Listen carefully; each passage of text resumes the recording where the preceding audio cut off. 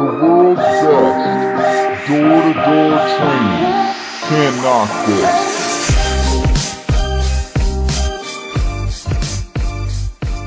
Hey, this is Sam Taggart with Can't Knock This, and I've got Chad Oram, Vivint's legend, on the phone, and super excited to dive into what makes him great. He was last year's #1 rep. He did 456 accounts. He's done 2,600 personal accounts over the 10 years he's worked at Vivint. Started in 2008 and has a ton of accolades at Vivint, one of the largest door-to-door companies to exist. Basically, you're pretty much one of the best door knockers in the world, and super excited to learn from you. So welcome to the show, my man. Thank you. Glad to be on.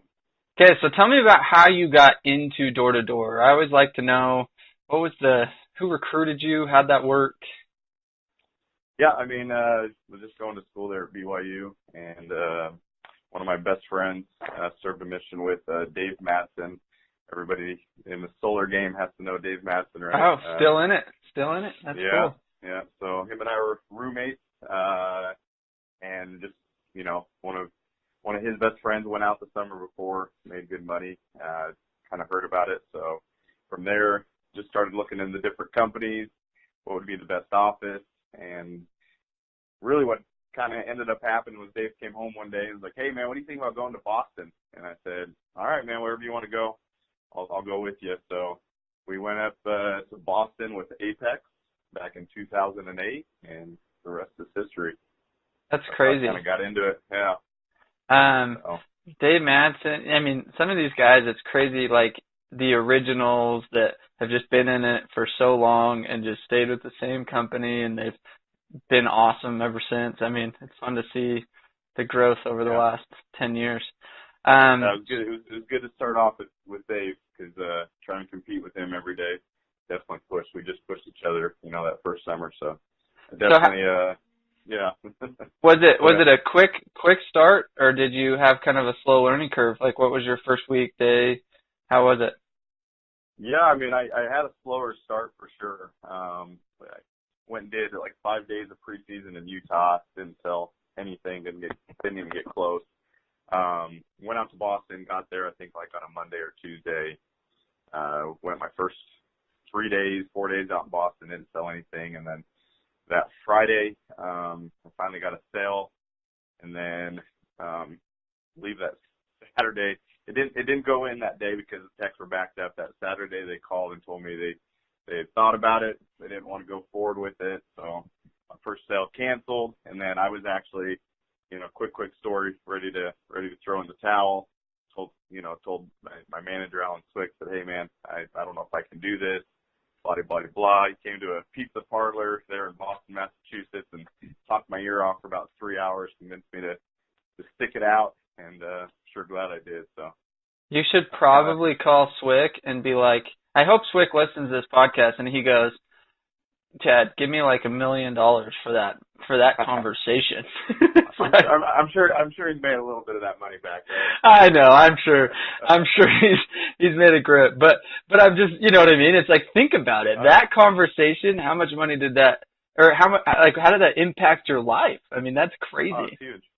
Yeah, I mean, every time I kind of tell my story, that was definitely a big decision. It was a point in my life that I could have went, go back to Utah, go get a regular job, whatever, and it definitely would have impacted my life. And, very thankful and appreciate the time that he took to, kind of convince me to stick it out. So. Yeah, I mean, think how many rookies take the alternative where they're 3-4 weeks into it. Man, I haven't made any money. My dad's saying I'm an idiot. Come home. I'll help you out. Get through the next couple months till you get a normal job, and it's like they never know, you know. Yeah. So what was the journey after that? So you have this hard conversation, 3 hours. Then when did it start to click, and when did it start to be like, okay, I think I can do this? Well, I think what was going on in that first week or so is I was trying to do it the way they were, teaching me how to do it. And honestly, there was a lot of things that I didn't like, things people were saying I didn't really agree with. I felt like we were kind of, back in those days, I felt like we were trying to hide things and not say things and be real transparent. And so I really didn't like it. I felt very uncomfortable. I was like, look, I had a hard conversation, and I said, if I'm going to do this, I'm going to try to be as open as I can, try to be myself, and see, what happens from there. And so, really what kind of changed was I just went to work. I stopped thinking so much, and I just started knocking doors and just being myself and having fun with it. And that next week, I think I sold 3 or 4 accounts. And then the next week was kind of like my breakout week. I think I sold 14 that next week. Wow. So that was kind of like the third week was definitely when it clicked. And then from that point on, honestly, I've just kind of always held a standard that sell 10 plus accounts a week. And, if I'm not on track to do that, I'll go out early. I'll put in more hours. Just kind of held that standard of 10 plus a week and never looked back. That's cool. No, and there's something to say, like most people think, oh, to be a 400 account rep, you got to be shady, and like it's so funny because I honestly think it's kind of the exact opposite. And it goes to say, like, if a manager or somebody's training you and trying to convince you to say something you don't agree with, then say something you agree with and you can still sell. Like, I mean, if you're uncomfortable, the customer's going to feel uncomfortable. So if you're saying things and doing things that you do not feel comfortable with, then you probably need to check yourself a little bit and say, okay, how can I explain this to where I feel comfortable, where it makes sense? And your sales will definitely increase the more transparent you are, the more honest you are, the more vulnerable you are with your customer, because when you open up to them and you're upfront to them with everything, typically they're going to trust you a lot more, right? And they can tell. They can tell when you're being honest and when you're not. 100%. And I think that's where a lot of, guys struggle is they're like, I'm a salesman. I need to like swindle them. It's like, no, you need to serve them. And they feel that. That's cool. So Sure. Yeah. what would you say was your biggest success in the last 10 years? Probably, I would say my biggest success the last 10 years probably be winning the cup the last 2 years. We won the D2 Cup here at Vivint, which for guys that aren't in Vivint, it's obviously like the big competition. The reason I kind of feel like that's the biggest success is just, it was the whole team buying in, doing something for a greater cause. Just a lot of fun to see, guys hitting numbers that they normally wouldn't hit, seeing guys that, normally do 1 or 2 in a week, do 8 in a week, and just, seeing the potential of the whole team.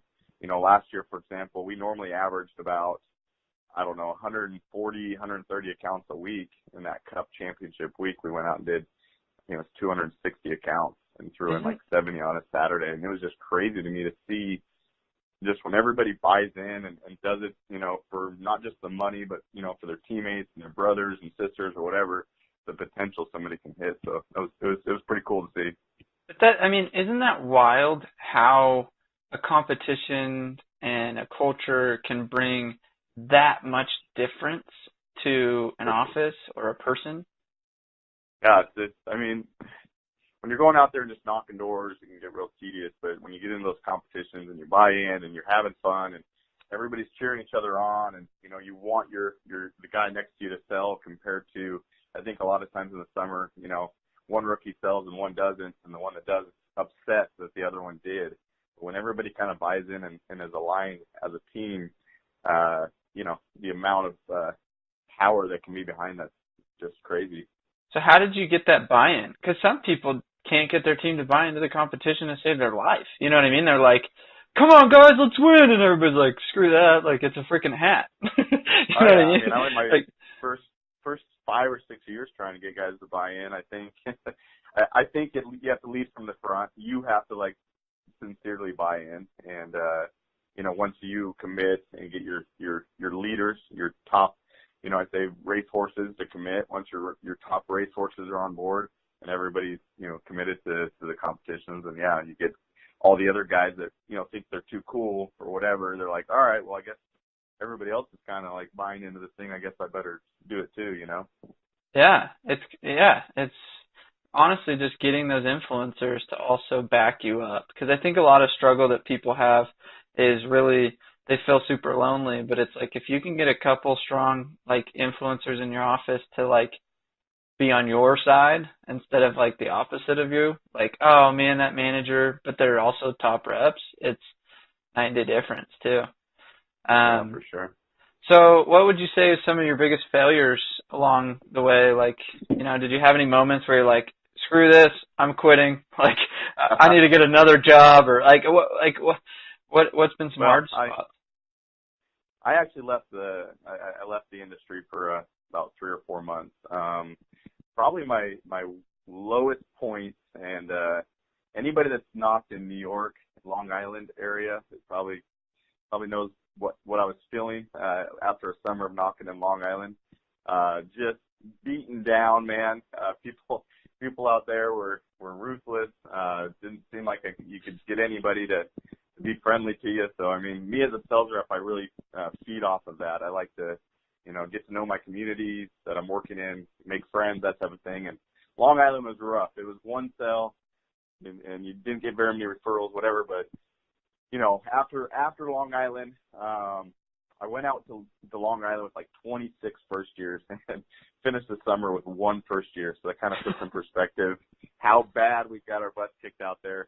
Some of my best guys that ended up being 200 account reps when they were in Long Island did like 50 accounts. So we got our butts kicked out in Long Island. I came home. One of my family friends was selling a business down in Vegas. It was actually screen printing.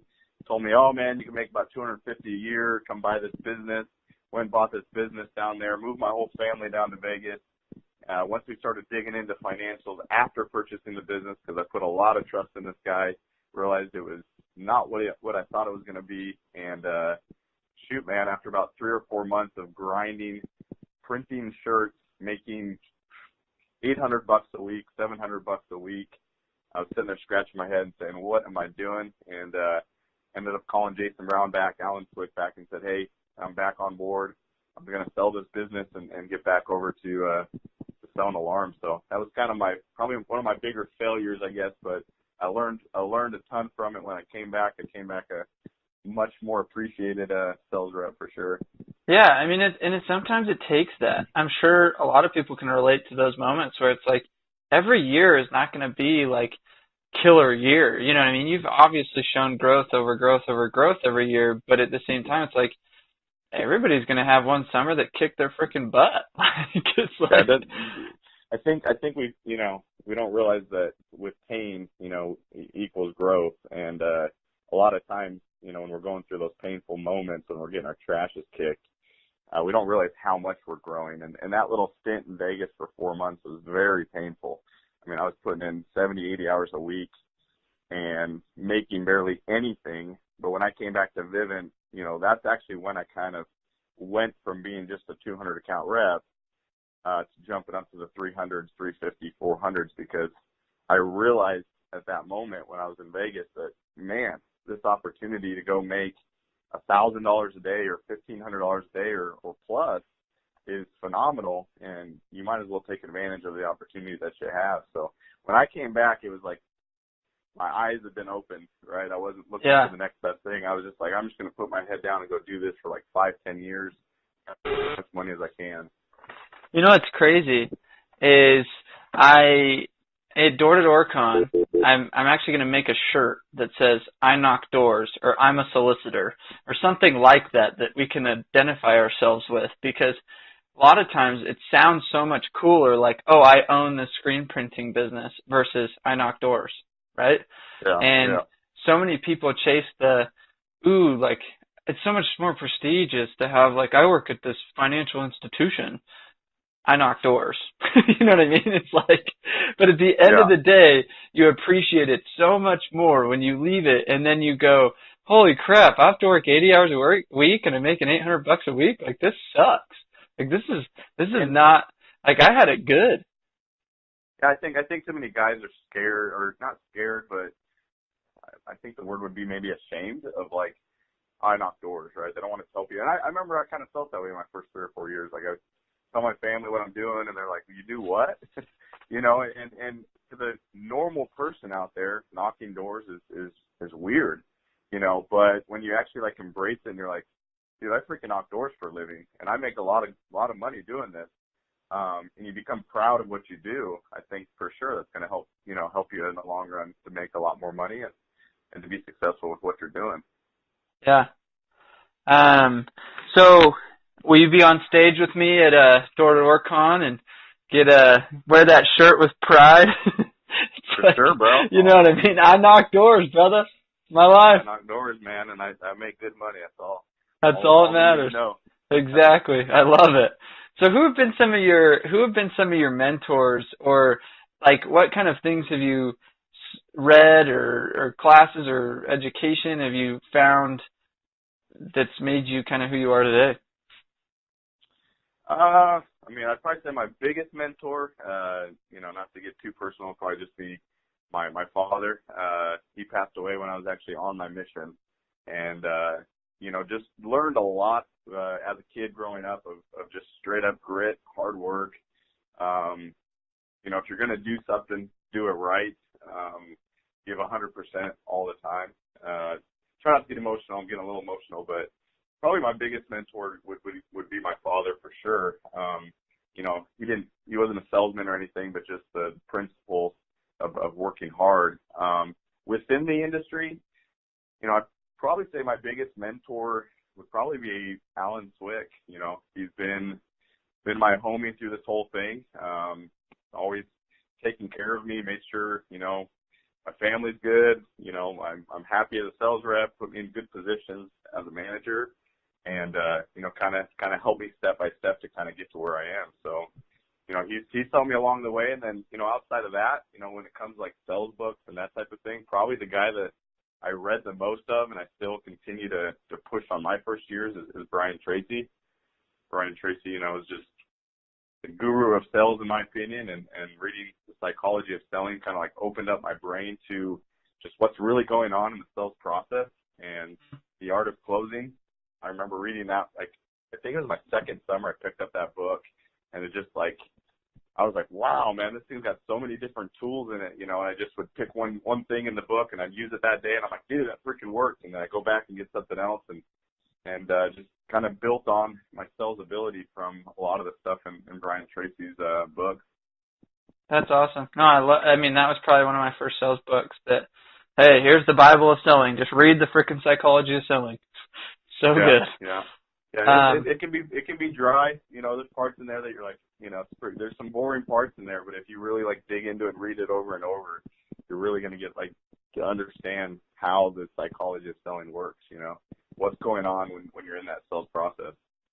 Cool. So what do you do on a daily that kind of keeps you consistent, or what kind of routines do you do that's unique maybe, or what's some habits you've done? So I would say my first few years, I didn't do these things. And as I've, matured as a sales rep or whatever, I've started to create a lot more systems in place for my morning routines. I remember when I was brand new, I'd wake up late every day. And I mean, I was kind of the things you shouldn't do. I'd wake up late, I'd run to the meeting and get there and whatever. But now I've got a much more systematic routine every single day. Pretty much 2 hours every morning is kind of my time where, I'm writing in my journal, putting things I'm grateful for, doing some study time, whether it be in the scriptures or sales books. I take about an hour in the morning to just kind of get my mind right. And then I spend an hour at the gym. And then typically I'm back at home. When my kids are out here and my family's out here, I'll spend, 30, 45 minutes with them in the morning. And then it's go time, jump in the shower, get the uniform on, head to the office, get everything organized to make sure the day's going to run smoothly. So as long as you're doing those things every day, the summer's awesome. It goes by super quick. But when you kind of feel like you're getting behind because you're waking up late every day and you're not on top of, your game, then that's when I feel like the whirlwind and the stress gets just overwhelming. Yeah, what I found is you almost by being consistent with your morning routine, you find you have consistent results in the field. For sure. Yeah. I almost feel like you win in the morning, you win in the field, and you repeat. That's it. Yeah. So let's dive in. Let's dive in a little bit to your selling process. Everybody's always going to, listening to this podcast is going to say, well, freak, how do you sell 456 accounts in a year? That's a lot more than I've done. Maybe 400 more than I've done. That's what it is. Yeah. So what do you do? And we talked a little bit before the call or whatever, and you kind of were like, my door approach is pretty dang like everybody else's. So let's not, people need to realize, maybe speak a little on that. Door approach, what's different? Yeah, I think, guys are always looking for special sauce. I always kind of, I don't know if everybody remembers Space Jam when Michael Jordan gives them the water, right? Mm-hmm. And all of a sudden they all think they're, phenomenal basketball players. Everybody's looking for that special sauce, that water or whatever. And honestly, it doesn't exist. We all know that. Any top rep's going to tell you that. The tricks to a door approach, are going to be keeping it simple. These are things that, I learned from Jordan Williams training videos or whatever it may be. Keeping it simple. You should know your flow. You shouldn't have pauses. You shouldn't be like, right? And you should just be confident. If those three things are in your door approach, then a lot of times I tell people it's not what you're saying, it's how you're saying it. It's not, of course you can't, not make sense and whatever in your door approach, but if you're keeping it simple and it makes sense to your customer, then they're going to listen. They're going to, okay. As long as you're confident, then they're going to give you, are they interested or are they not interested? And I think too many times people think that top reps are selling every single person, and freak, man, I'm still getting told no 15, 18, 20 times in a row before I find that one person that says, oh yeah, we kind of been looking into this, or, oh, that's pretty cool. And then in your head as a top rep, it clicks. You're like, okay, here's my guy. Here's my customer. I'm going to sell this guy. Let me ask you this question. What do you hear when someone says no? You know what I mean? I think there's a difference between what Chad hears on no and what most people hear on no. So how do you hear no typically? So my rule of thumb when I'm knocking doors, the initial process is if they tell me no without hearing me, I'm pretty persistent. I'm going to get out my pitch. So it's if they tell me no at the very beginning, I'm like, yeah, let me just kind of tell you what we're doing real quick. Not a big deal, man. Right? And I'll just keep going with my process because they don't know whether or not they want it or they don't want it. And I'm persistent enough to say, let me at least tell you what I'm doing. You can give me 30 seconds of your life to listen to what I'm doing, right? So when I hear no at the beginning, that's what I think. I'm like, he doesn't know yet, not a big deal. And I don't blame him. He doesn't want to talk to me, right? Probably busy inside or whatever, but I'm going to be persistent enough to try to get my door approach. Doesn't mean that happens every time. I still get doors slammed. I still get the quick, get out of here or whatever, right? But I try to get my door approach off as many times as I can because that's going to increase my percentages. When I hear no at the end of my door approach, yeah, man, we just really aren't interested in that. I may try another time or two to be like, yeah, let me just kind of say one more thing that we're doing, and I'll jump into another hot button that I think might work. But once they've told me no and they're like, look, man, I'm straight up, I'm just not interested. I'm not in the market. Frankly, I just say, all right, man, no big deal. Do you know of anybody that's recently moved in or somebody that might be interested in this? No, okay, what's your name again? Mike? Okay, cool. And I bounce and I go to the next house. Yeah. I'm not gonna sit there and spin my wheels with somebody that's I'm being straight with him, he be straight with me. He tells me he's not interested, that's fine, I'll go to the next house. I'm not gonna pressure somebody into doing this. As long as you felt like you at least they heard you and you got out what you needed to get out, it's kinda then move on. People need to know. Yeah, I like that. Too many times guys are trying to sell somebody that's genuinely not interested, and you're not going to be able to do, 3, 4, 5 in a day if you're just spinning your wheels with somebody and you're getting frustrated and whatever. I'm just like, look, man, I'm telling you what I'm doing. Boom, boom, boom, boom. I feel like my door approach should have enough value in there that if they were looking into this or they at all are interested, they would probably give me one buying sign. And if they give me a little bit of a buying sign, then I'm going to take it. I'm going to run with it. Yeah, that's super key. So let's go into the home. So go through kind of your flow. So you're in a home, you kind of funnel them down to, obviously making a decision, but what's your flow? You do this, then you do this, then you make sure you do this. Yeah, so the biggest thing when you first get into the house that you have to spend time on is you gotta open up, you gotta create a connection, right? I recently read a book called Click, and it just talks about, clicking with somebody, creating an instant connection with somebody.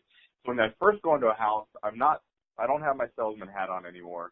I'm just Chad, right? I'm just, hey, let's get to know each other for just a minute, man. And I'll ask you some normal questions like, so are you guys from around here? What do you do for work? Do you guys have kids? A lot of times at that point, I'm like, yeah, I've got 4 kids. I mean, you know, for me, that's kind of my go-to is my family. I talk about my kids. I have a 7-year-old, a 4-year-old, a 2-year-old, whatever. Talk about sports, talk about hunting, whatever I can find that we have a connection on. And then I'm like, yeah, so let me kind of jump into this thing with you real quick. And I immediately go into who Vivint is. I build a ton of value in Vivint. I tell them all about Vivint, you know, so by the time they're done, they're drinking the Vivint Kool-Aid. At that point, I say, let me break this thing down for you so you can see kind of what we're really offering. I'll give you the bare bones of everything so you know exactly what this thing costs.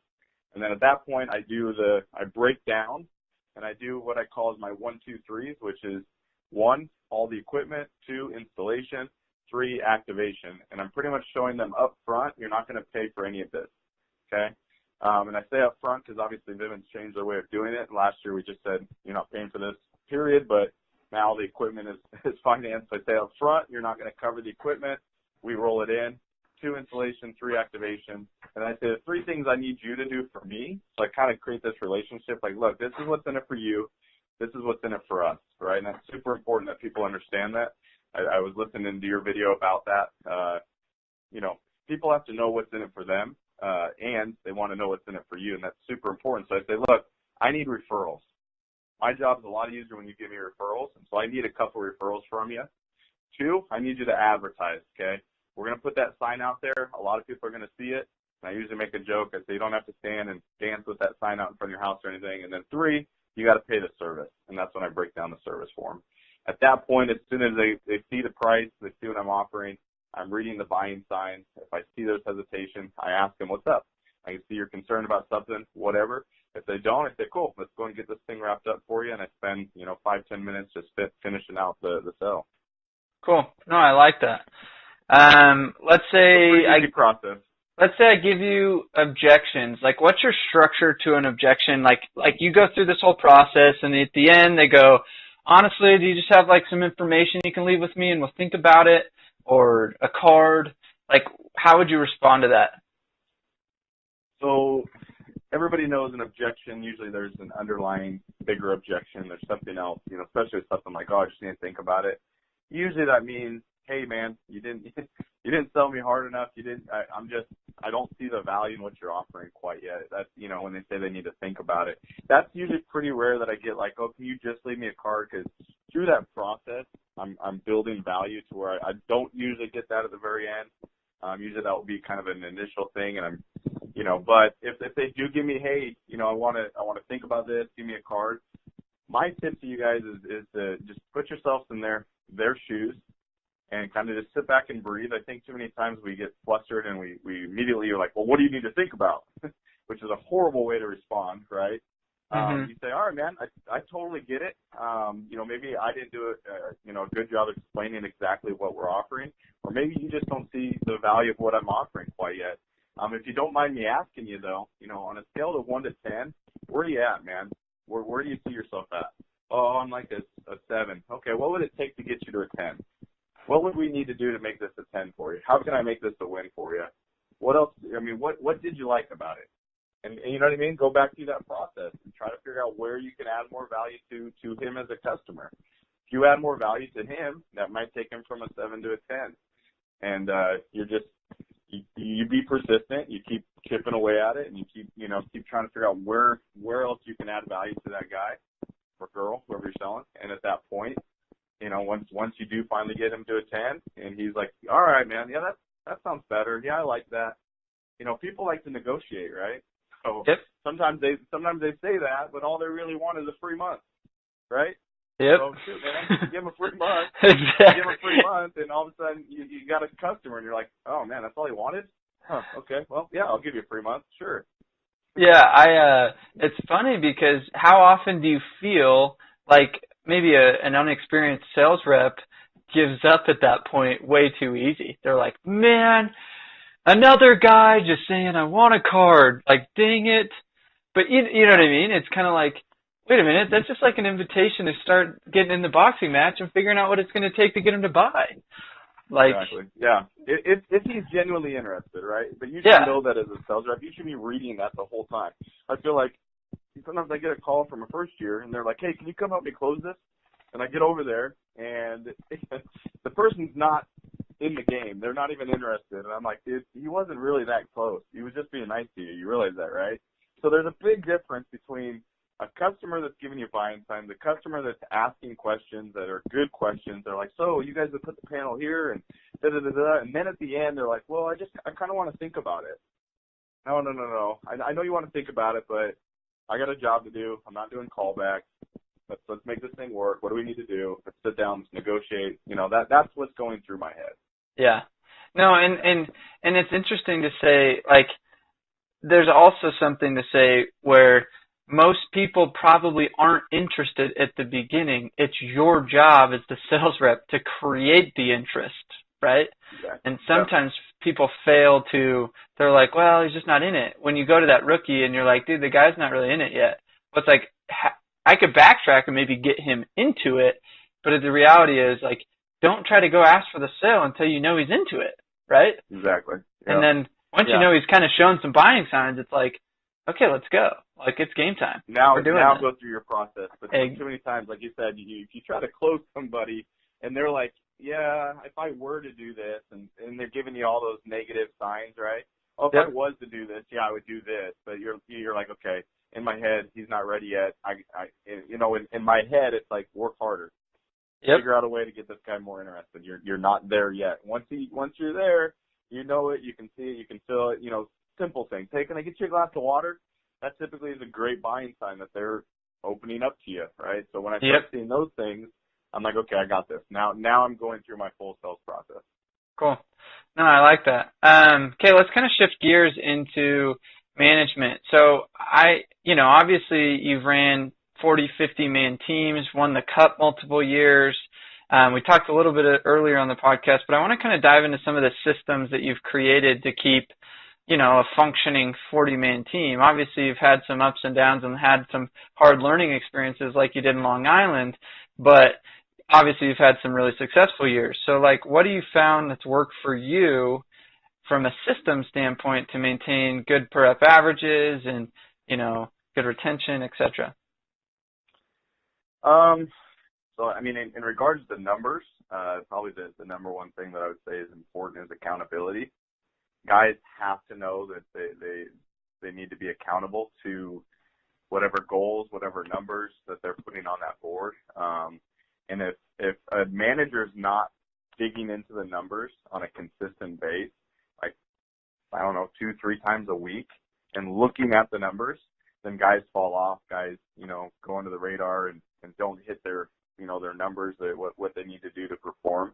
And so systems in place. I mean, every single Sunday night, right before I kind of get ready for bed, I go over last week's numbers. I put it into a spreadsheet. I keep very detailed track of everybody's numbers. And so the next morning as a management group when we're going over things, it's like, look, this guy's went 2 weeks without a sell or whatever, right? So, and then you're texting them, calling them, hey man, we got to make sure this week's a good week for you, like whatever we need to do. So you're just constantly looking into the numbers because the numbers are reality. No matter how hard a guy says he's working or whatever, if the numbers don't show it, then there's something wrong. And so, that's one system that I think everybody needs to make sure they're tracking and, like, be meticulous with it. Like, get a spreadsheet, an Excel spreadsheet on your computer, and track the heck out of not only your personal numbers, but your little, if you're a little team, if you're a big team, doesn't matter. You should have a system to make sure that those numbers are being tracked and that you're staying on top of it. And if you see where there's dips, you need to make sure you instantly address those. So, that's huge. And so what's interesting is most people, they're too lazy to even pay attention, so you're probably going to get lazy results. And there's something to say, like, the accountability and just, like, the meticulous, like, it's boring to go to a spreadsheet and have to re-input everything. It's boring to have to, like, send out all these random text messages or phone calls to those 5 rookies that you should. But I was listening to a book this morning. It talks about, it's like, usually the thing you fear or don't want to do that day is typically the thing you should do the most, Yeah. And but it's not boring. It's not boring when you see the results, right? Yep. Like when you see a rep that, you know, we have a rep in our office right now, and I'm not going to say names, but he may listen to this and whatever. I'm going to give him some props. He went like 3 weeks without a sell. Okay? This is a guy that knows how to sell. And I'm sitting there saying, what's going on? Me as a manager 10 years into this, I know there's one thing going on. He's not working the hours. Yep. We know that as managers, like, you're not working the hours, man. So I bring him in. Look, man, you're not working the hours. I need you to hit your numbers. You need to hit your numbers. And so we start digging into it, and he opens up and kind of says, yeah, you're right, da-da-da-da. Last week, or 2 weeks ago, he went out and did like 5 accounts. Last week he did 4. Like, there you are, right? So it's boring when you're doing the numbers. It's boring when you got to, you know, it kind of sucks to always have those conversations, to be that guy that, you know, has to call them in and whatever. But when you see them start producing again and they got a smile on their face again, that's why you do it. Yep. You know, and that's awesome. Yeah. Yep. So Stephen Robert Shaw, he's a manager at Vivint. I posted a question on Can't Knock This, and he asked the question, so how do you relight the fire in a rookie who started strong and is now trailing off? Like, so similar to that guy that you're like, you know, you can sell, maybe he's not working or whatever. Like, how do you craft that conversation? Like, what things do you say? What things do you do to kind of relight that fire in a rep that maybe it's like, wait, you're underperforming, man. Like, what are you doing? Well, I don't like the word managing, because you should be more of like a leader to that guy. There's a big difference, right, between a manager and a leader, right? And you can dig into all that, but a leader is going to, you know, have trust with that person, be vulnerable with that person, be willing to, you know, go to the trenches with that person.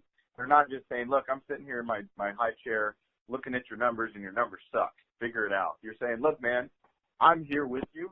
What do we need to do? What do we need to do together, man? How can I help you do this? And I think when a guy feels that you genuinely care and trust you, and is like, look, man, Chad's looking out for me. I need to do this for him. I don't want to let him down.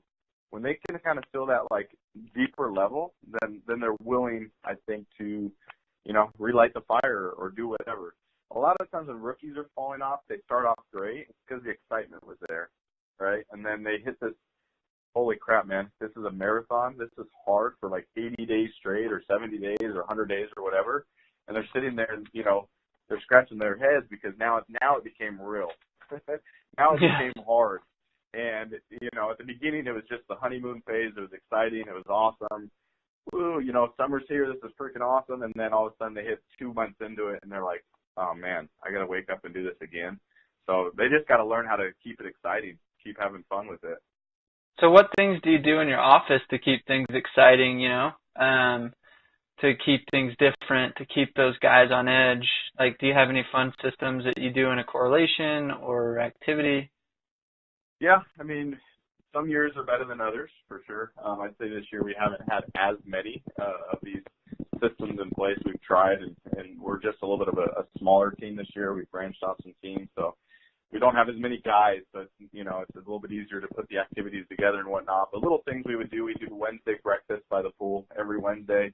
A wife or whatever, you know, guy would go make breakfast for the whole team. And so Wednesday was like our breakfast day. Everybody would come down to the pool, hang out, have fun.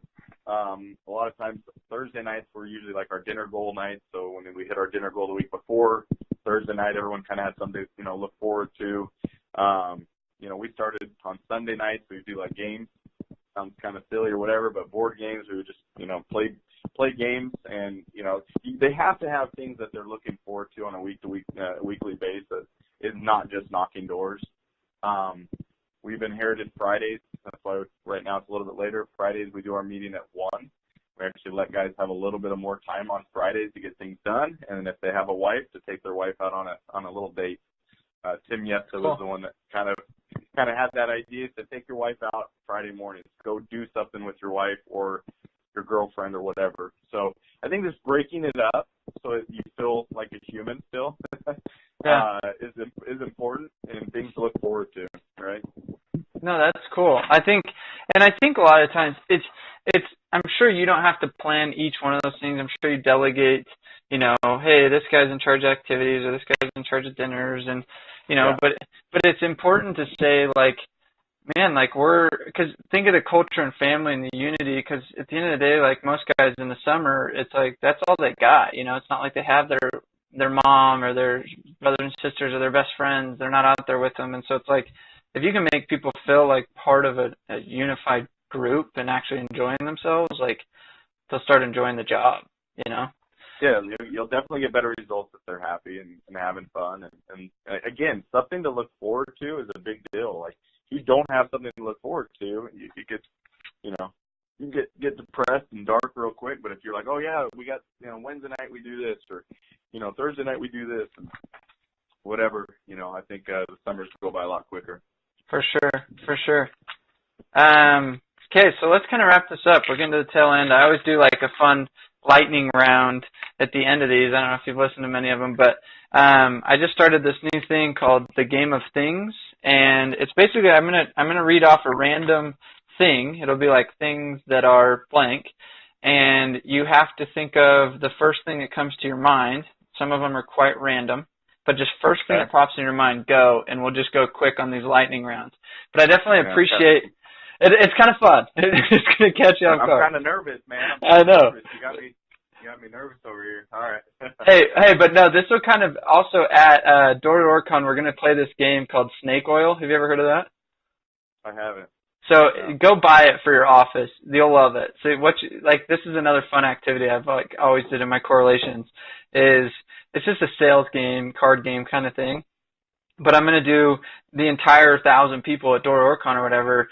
We're going to do a sell-off with snake oil, and so it just tests your wittiness, really. So that's, all right. that's what it is. Okay, so things you would like to be the boss of. Things I'd like to be the boss of. Oh man, the NBA. I want to be the boss of the NBA, bro. Be solid. Things that are cool about nerds. About nerds? Yep. They're smart. Things that should have their own festival. The sales world. It's about to happen, my man. Yeah, I know. Door to Orcon. It's exciting. Yep. I know. Yeah. Things you'd like to make about a film about. Ooh, man. Things you like to make a film about. I'm gonna stick to the same thing, the sales world. Love it. So, hey, teaser. I'm actually gonna go in a motorhome next summer and travel around the United States and film a journey interviewing different sales guys and cultures throughout the entire industry. Hey, so bro, maybe if you need a sidekick, I'm with you. Hey, I may need one, or I'm stopping in Miami and hitting some beach and little Disney World and stuff. Love it. Things that are hard to measure. Your work ethic. Things that you broke. Things that I broke or things that are broke. Either one. The school system. Agreed. Things seagulls are actually saying when they squawk at each other. I think they're rapping to each other. It's a rap battle. Yeah, it's like Drake and Lil Wayne rapping or something. Oh, I love it. Okay, hey, Chad, this has been awesome. I always get fired up doing these podcasts, so I hope everybody that listened to this has gotten a ton of knowledge. This is one of the greats. I mean, to go run a team doing 3,400 accounts, to go in the D2 Cups, to go sell thousands of accounts, and to consistently do that. I mean, that takes some serious like strength and determination and focus and work ethic. I mean, it's awesome. So I hope people that listen to this is inspired by this, and anybody that listened to it, share it and tag people that need to hear, this, if they're in alarm specific or if they're in, in a management position. I hope you guys would share this and show Chad some love. So appreciate your time, my man. Keep grinding out there, right? And I'd say don't be scared of hard work. You know what I mean? Don't be scared to work hard. Feels good to work hard. Cool. That's it, man. Okay. Thanks, man. Talk to you later. Bye.